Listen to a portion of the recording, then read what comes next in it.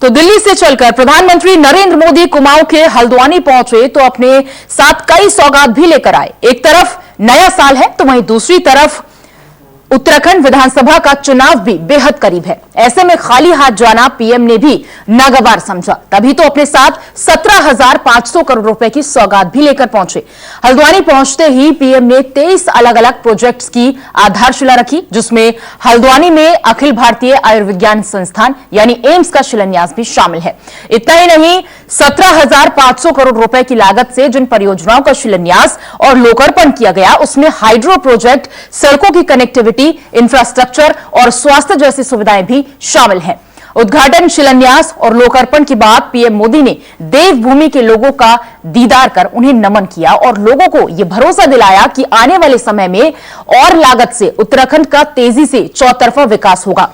इस दौरान बड़ी संख्या में लोग भी मौजूद रहे। जनसभा को संबोधित करते हुए पीएम मोदी ने पलायन के मुद्दे को भी टटोला और यह कहा कि कुछ लोगों ने विकास से पहाड़ को दूर रखा है, जिसके चलते लोग पहाड़ों को छोड़कर अपने घर छोड़कर दूर जाने को मजबूर हो गए हैं। वहीं पीएम मोदी ने तारीफ करते हुए यह भी कहा कि उत्तराखंड में डबल इंजन की सरकार है और प्रदेश विकास से अछूता नहीं रहेगा। जनसभा के दौरान पीएम मोदी ने विपक्ष पर भी जमकर हमला बोला और कई आरोपों के घेरे में लिया। बिना नाम लिए प्रधानमंत्री ने कहा कि ये लोग अफवाह बनाओ, अफवाह को फैलाओ और फिर अफवाह को सच मानकर दिन रात चिल्लाते रहो का काम कर रहे हैं। टनकपुर बागेश्वर रेल लाइन को लेकर भी अफवाह फैलाई जा रही है, जबकि फाइनल लोकेशन सर्वे इस प्रोजेक्ट का आधार होगा। पीएम मोदी ने कहा कि जो 46 साल पहले सोचा गया वह भी हमें ही करना पड़ रहा है। प्रधानमंत्री ने लोगों से यह अपील की है कि वो झूठ बोलने वाले और धर्म के नाम पर नफरत फैलाने वाले लोगों पर भरोसा ना करें। पुरानी चीजों को मैं ठीक कर रहा हूं, आप उनको ठीक करें। अब देखने वाली बात यह होगी कि उत्तराखंड जनता डबल इंजन की सरकार पर भरोसा दिखाती है या नहीं। पीएम मोदी लगातार उत्तराखंड का दौरा कर रहे हैं। क्या उत्तराखंड बीजेपी यूनिट को अब शीर्ष नेताओं पर ही भरोसा रह गया है? क्या बीजेपी ये मानकर चल रही है कि बिना मोदी सत्ता वापसी की डगर मुश्किल है? क्योंकि उत्तराखंड बीजेपी में कई बार उठापटक की स्थिति को देखा गया है, लेकिन क्या मोदी के लगातार दौरे से विपक्ष विचलित होता जा रहा है, पीएम से पनाह मांग रहा है? इन्हीं विषयों को लेकर करेंगे आज का चुनावी दंगल।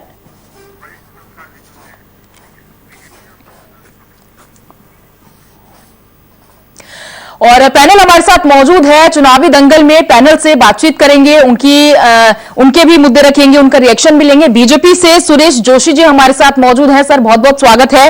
वरिष्ठ पत्रकार योगेश कुमार जी हमारे साथ मौजूद हैं। सर बहुत बहुत स्वागत है आपका। बाकी गेस्ट भी हमारे साथ जुड़ेंगे।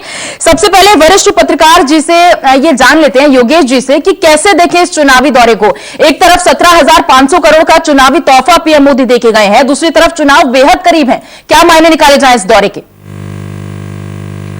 देखिए, जैसा आपको पता ही अभी चुनावी टाइम है और अभी पहले देहरादून में आए थे मोदी जी, उसके बाद अभी कुमाऊं में आए हैं और ये चुनावी दौरे हैं। इसका मेन पर्पस यही है कि जितने भी डेवलपमेंटल प्रोजेक्ट्स हैं उनका शिलान्यास किया जाए, उनका लोकार्पण करा जाए और वोटर्स को रिझाने का और उनको मैसेज देने का एक काम करा जाए। लेकिन मेरा मानना है कि अभी बहुत कुछ अभी बाकी है। बहुत सारी चीजें हैं जो कि अभी सीट बाय सीट अगर हम डिस्कस करने लग जाएं तो पता चलेगा कि बीजेपी को कई सारी सीटों में अभी बहुत मेहनत करनी है।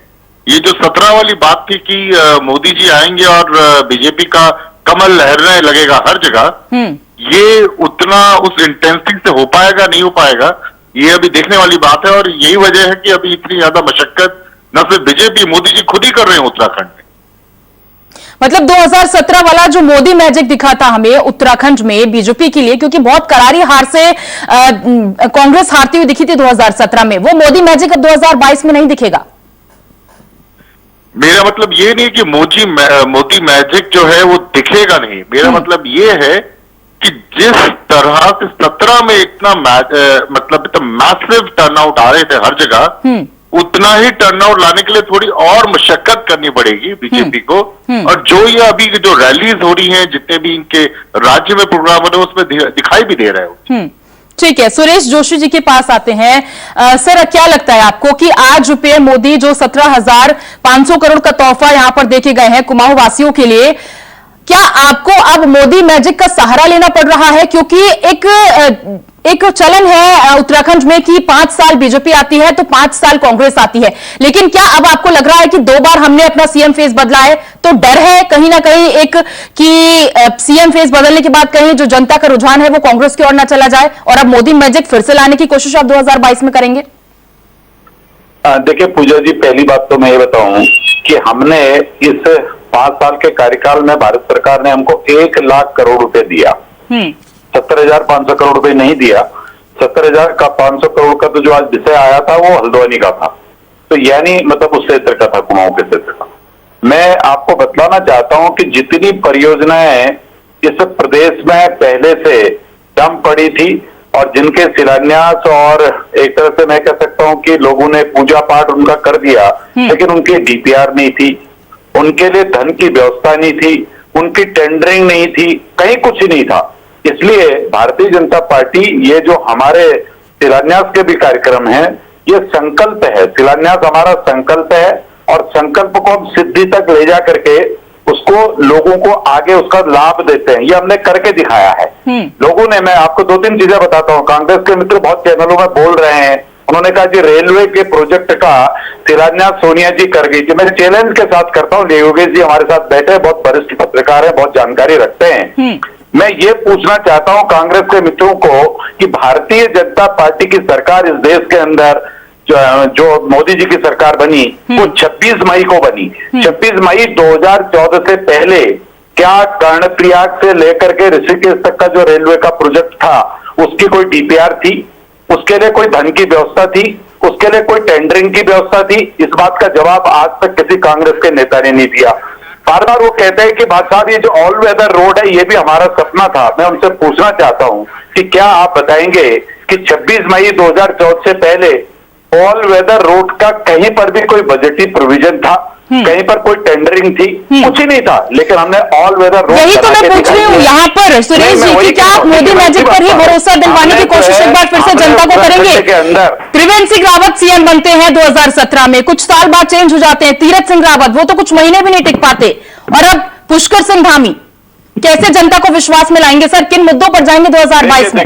देखिए पूजा जी, मुद्दा विकास का है, मुद्दा विकास का है, मुद्दा जो है व्यक्तित्व का नहीं है। भारतीय जनता पार्टी सर जनता का विश्वास भी डगमगा जाएगा अगर आप 2 बार सीएम के चेहरे ही चेंज कर देंगे। सुनिए, देखिए जनता जानती है कि भारतीय जनता पार्टी अपने किसी कार्यकर्ता को दायित्व देती है। हमने जो है अपने कार्यकर्ताओं को दायित्व दिया था, आज भी कार्यकर्ता को दायित्व दिया है।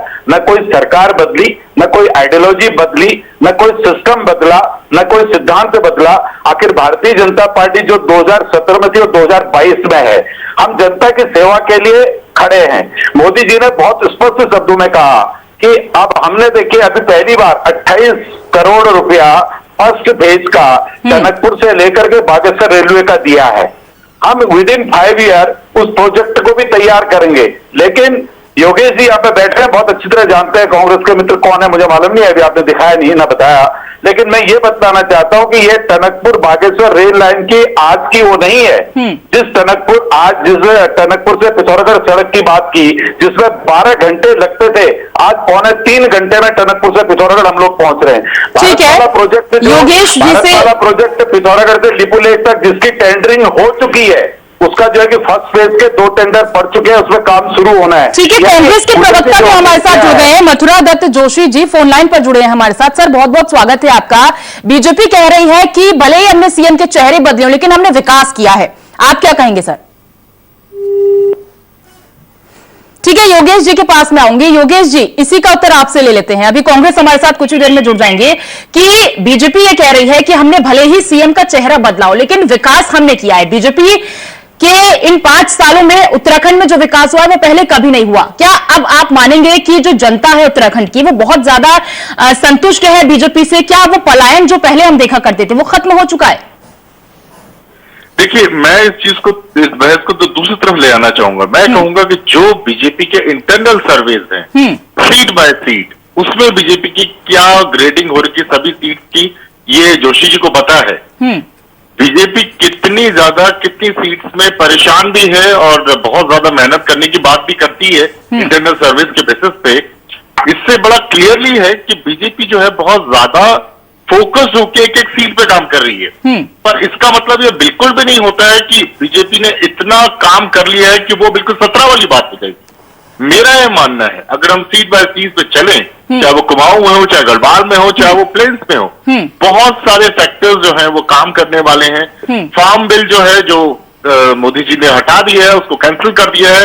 इसका मतलब ये नहीं उसका कोई चुनाव में फर्क नहीं पड़ेगा। देवस्थानम बोर्ड जो कि सरकार पलट चुकी है, अपने ही मुख्यमंत्री का फैसला, मैं नहीं मानता कि इसका कोई चुनाव में असर नहीं पड़ेगा। डेवलपमेंट के जितने भी काम हुए वो एक तरफ है, लेकिन कई ऐसे इंटरनल पॉलिटिकल डायनेमिक्स हैं, seat by seat, region wise, जो बहुत ज्यादा बड़ा रोल प्ले करेंगे इस इलेक्शन में। और इससे हम बिल्कुल नकार नहीं सकते, क्योंकि अभी रोजगार की बात नहीं करी जा रही है, नौकरियों की बात नहीं करी जा रही है, डेवलपमेंट की बात करी जा रही है, लेकिन उसको धरातल में उतारने में अभी वो ठीक है। कांग्रेस के प्रवक्ता मथुरा दत्त जोशी भी हमारे साथ जुड़े हुए हैं। सर, बहुत बहुत स्वागत है आपका। आपसे उत्तर ले लेते हैं। अगर आप सुन पा रहे थे बीजेपी को, तो उनका कहना है कि विकास हमने बहुत किया है उत्तराखंड में, हमने पलायन रोका है, हमने कई प्रोजेक्ट्स लेकर आए हैं, और आज भी पीएम मोदी पहुंचे थे हल्द्वानी कुमाऊं की जनता को लुभाने के लिए। तो आप कैसे देख रहे हैं इस दौरे को?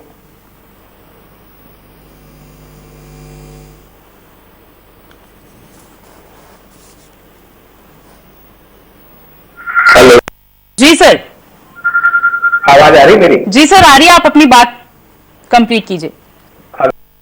हेलो मथुरा दत्त जी, आपको आवाज आ रही है मेरी? जी आ रही है, मेरी आवाज आ रही? जी सर आ रही है, आप बताएं। देखिए, निश्चित रूप से चुनावी वर्ष प्रधानमंत्री तीसरा या चौथा है, लेकिन कितने दे गए हैं, कितनी बातें कर गए हैं, ये सब आपके सामने है। जिन मुद्दों पर बहस होनी चाहिए, जिन मुद्दों पर बात होनी चाहिए, उन मुद्दों पर न बात करें, न मुख्यमंत्री जी बात, भारतीय जनता पार्टी के प्रवक्ता बात करें। अरे मेरे अभिन्न मित्र, मेरे छोटे भाई सुरेश जोशी कुछ बातें कह रहे थे, भारतीय जनता पार्टी के बड़े सशक्त प्रवक्ता हैं, बहुत अच्छी तरीके से अपनी बात। लेकिन मेरा निवेदन यह है कि झूठ भी बोला जाए जो लोगों के गले में उतर। अभी ये देख रहा था कि 18,000 करोड़ की योजनाओं का लोकार्पण और शिलान्यास। एक पुल है, चलती पुल, जो टनकपुर बना है, उस पुल का ये आज लोकार्पण या शिलान्यास कर रहे हैं। वो पुल अभी बह चुका है, अभी जो आपकी 18-19-20 अक्टूबर में जो देवी आपदा आई, वो बनने के बाद उस पुल बह चुका है। अब उस बहे पुल का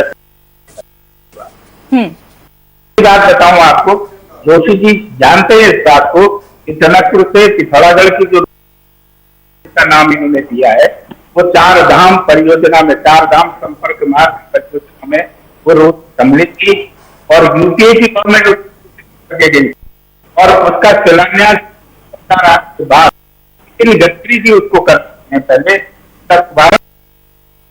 तो इतना झूठ बोलिए जितना हो सकता है। आज मथुरा दत्त जी, सत्ता परिवर्तन की जो परंपरा है, 5 साल बीजेपी, 5 साल कांग्रेस, क्या आप तोड़ पाएंगे उस परंपरा?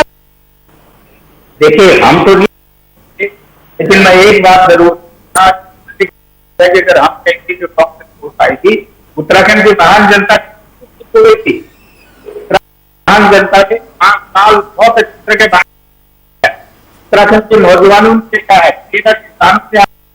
अच्छा, आप बोल रहे हैं कि जिन मुद्दों पर बातचीत होनी चाहिए उन पर बातचीत नहीं, मोदी या बीजेपी का कोई प्रवक्ता या कोई बड़ा नेता उन पर बातचीत नहीं करता है। कौन से हैं वो मुद्दे जिन पर बातचीत होनी चाहिए? असल में सबसे बड़ा मुद्दा बेरोजगारी का मुद्दा है।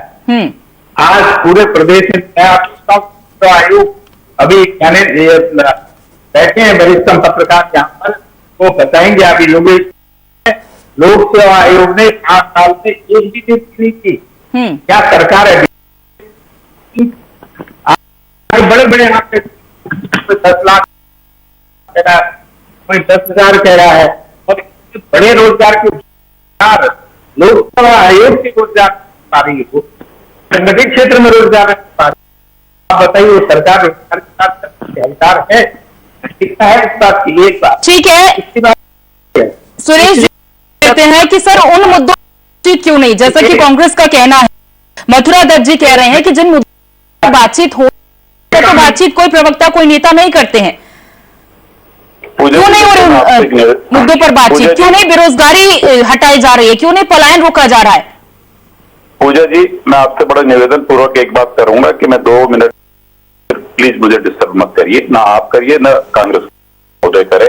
मैं जी सर, मुझे भी करे। देखिए पहली बात मैं आपको बताऊं, आज कांग्रेस की बात कर रही है, आज कांग्रेस महंगाई की बात कर रही है, आज कांग्रेस कह रही है कि विकास नहीं हुआ। मैं तीनों मुद्दों पर जवाब दे देता हूं। उत्तराखंड में जब से भारतीय जनता पार्टी की 5 साल की सरकार बनी, इसको हम डबल इंजन की सरकार कहते हैं। 2004 से लेकर के 2007 तक कांग्रेस थी, 2012 से लेकर 2014 तक कांग्रेस थी।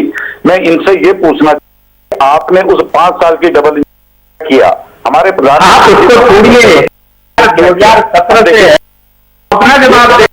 सर वो भी अपना पॉइंट रख रहे हैं, सुन लेते हैं तभी आप रिएक्शन दे पाएंगे। देखिए पूरी बात अपनी कर लो, आप रिएक्शन दीजिए। 1 लाख करोड़ बता रहे हमने कैसे दिया। क्या मनमोहन सिंह जी ने, राहुल गांधी जी ने, हरीश रावत जी ने कभी बताया उन्होंने अपने 5 साल की डबल इंजन में क्या दिया? बताए ना, वो जनता के सामने लाए। हम तो बता रहे, हमारा गलत होगा या सही होगा उसका फैसला जनता करेगी। हमने स्वास्थ्य में डॉक्टर से दिए, हमने नर्सेज दी, हमने अगर ये 40 वेंटिलेटर छोड़ गए थे तो आज हमने 900 वेंटिलेटर दिए, हर हॉस्पिटल को ऑक्सीजन के प्लांट दिए हैं, हमने दवाओं का बजट बढ़ाया हुआ है, यानी स्वास्थ्य के क्षेत्र में काम किया। अगर हम शिक्षा की बात करते हैं, उत्तराखंड का सौभाग्य है कि 180 उत्तराखंड के सीबीएसई पैटर्न से बच्चों को शिक्षा दे रहे हैं। एनसीईआरटी सिलेबस हमने यहाँ पर को प्रारंभ किया है। हमने हायर एजुकेशन पे बजट को जो है कि बजट बढ़ाया है, उसका 5 से 7% का बजट बढ़ाया है। हमने इस स्टेट को 3 मेडिकल कॉलेज देने का काम किया है। अगर आप बात करते हैं, मैं बेरोजगारी में आ रहा हूँ, बेरोजगारी पर और महंगाई पे भी आ रहा हूँ, दोनों पर आ रहा हूँ। आइएगा सर, पलायन क्यों नहीं रुक रहा? पलायन पे भी आ रहा हूँ मैं, पलायन देखिए मैं तीनों मुद्दों पर आ रहा हूँ आपको पूरी। देखिए पहली बात तो बेरोजगारी पर आ रहा हूँ। सरकारी जो स्तर से अभी भी बेरोजगार जो नवयुवक है उनके रोजगार अभी भी चालू हैं। 3 तारीख को जो है कि 1600 पद पुलिस के अभी भर्ती होने की विज्ञप्ति जारी हो गई है। हमने 1700 लोगों को एलटी में, 1700 लोगों को प्रवक्ता में जो है कि माध्यमिक में हमने जो है कि शिक्षा में उनको दिया है। हमने डॉक्टर से में नियुक्तियां दी हैं, हमने उससे पहले वन विभाग में नियुक्तियां दी हैं, हमने रेंजर से की नियुक्तियां दी हैं, यानी सरकारी पदों में 100 लोगों को नौकरियां दी हैं। अब मैं प्राइवेट सेक्टर की आपसे बात करता हूं, उसके बाद मैं सेल्फ रोजगार की बात करता हूं। इस प्रदेश के अंदर ये पहली सरकार है एम्प्लॉयमेंट देने के लिए, स्वरोजगार की योजनाओं के लिए 3 लाख रुपए तक पैसा दे रहे हैं। हमने होम स्टे के लिए जो है कि 1 लाख लोगों को जो है कि हमने बीरचंद गढ़वाली के बजट को 8.5%, यानी हमने सेल्फ उसमें भी दिया है। हम इंडस्ट्री काम कर रही है, उसमें इस समय जो है कि 1,75,000 लोगों को। ठीक है सर, 2 मिनट बोले थे आपने, 2 मिनट से ज्यादा का ही वक्त ले लिया है, लेकिन सुरेश जी बीजेपी से हैं और वरिष्ठ पत्रकार हैं योगेश जी, क्या लगता है आपको, संतुष्ट हैं आप? सुरेश जी ने बातें कही हैं, संतुष्ट हैं आप? बेरोजगारी नहीं है, पलायन नहीं है, हमने यहाँ पर तमाम शिक्षा है, ऑल वेदर रोड पर काम किया है, सब काम हुए? मैं जी हमारे कुमाऊं से है, मैं खुद कुमाऊं से हूं और वो बहुत अच्छे प्रवक्ता है, फिगर के साथ बैठे हुए हैं, तो जाहिर सी बात है इनके फिगर्स पे कोई डिस्प्यूट नहीं करना चाहूंगा। लेकिन मैं एज ए पॉलिटिकल जर्नलिस्ट माई है कि चुनाव में उत्तराखंड में इस बार कई सारे फैक्टर्स प्ले करेंगे, जिसमें महंगाई का मुद्दा रहेगा, जिसमें देवस्थानम रहेगा, जिसमें किसान का मुद्दा रहेगा, जिसमें रोजगारी का भी मुद्दा रहेगा। ये कह देना कि हमने 18 यहां हमने लोकार्पण कर दिया, ऑल वेदर रोड आ रखी है, रेल जा रही है प्रयाग से, ये बहुत अच्छी बात है। ये के प्रोजेक्ट थे, माइंड यू, ये मोदी जी के प्रोजेक्ट थे। और हमारे उत्तराखंड में जो सीएम तीरथ सिंह रावत थे, इनके कार्यकाल में हुआ, इनके द्वारा ये तो वोटर्स है पैनी नजर इस चीज पे रखते हैं। डबल इंजन की बात हुई थी, ये बहुत अच्छी बात है, लेकिन के बाद ये गए हैं, इसका सरकार को बीजेपी को जवाब नेताओं बिल्कुल वोटर्स माफ कीजिए कि ये बीजेपी अगर कहना भी चाहे कि हम सीएम नहीं दे रहे, हम तो सिर्फ, लेकिन इस आर्गुमेंट से पूरा इलेक्शन नहीं जीता जा सकता। इसको बिल्ड नहीं कर पाएंगे, इसको आपको एक्सप्लेन करना पड़ेगा सारे। माइग्रेशन में जितना भी कुछ हुआ, सरकारों को लोन की बात हो रही थी, इतने सारे स्वरोजगार में लोन दिया। मैं ये बताना चाहता हूं कि लोन उत्तराखंड में उसी को मिला जिसके पास कुछ जमीन थी, बिना कोलैटरल के। वेरी डिफिकल्ट, बहुत मुश्किल है कोई लोन मिल जाए आपको सरकार से।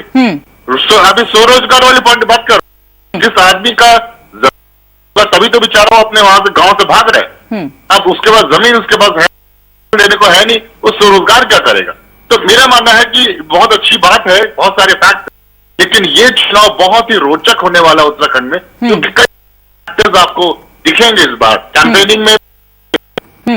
ठीक है, सुरेश जी हाथ उठा रहे थे। देखिए, योगेश जी की बातों से मैं सहमत इसलिए नहीं हूं। उन्होंने पहली बात तो कही कि फैक्टर से उन्होंने अलग बता दिया। उन्होंने कहा भाई देखो, अगर मैं विकास की बात कर रहा हूं तो विकास का कोई फैक्टर नहीं है, ऐसा होता नहीं है। किसी भी स्टेट पे जब कोई पार्टी इलेक्शन में जाती है, कोई सरकार इलेक्शन में जाती है, तो फर्स्ट उस लोगों की जो प्रायोरिटी होती है वो डेवलपमेंट होता है। सड़क बनी नहीं बनी, पानी आया नहीं आया, बिजली है नहीं है, इसको ये नकार नहीं सकते की बात ये कर रहे हैं। निश्चित तौर पर फैक्टर होता है। 2 साल अगर कोरोना के नहीं होते तो उत्तराखंड का पहला राज्य होता जिसमें बेरोजगारी होती। कोरोना ने हमको रोका है क्योंकि हमारा टूरिज्म का व्यवसाय है। प्रोजेक्ट जो है कि हाइड्रो के हमारे प्रोजेक्ट है जिसमें लेबर वर्क होता है, निश्चित तौर पर जो है कि इसमें थोड़ा।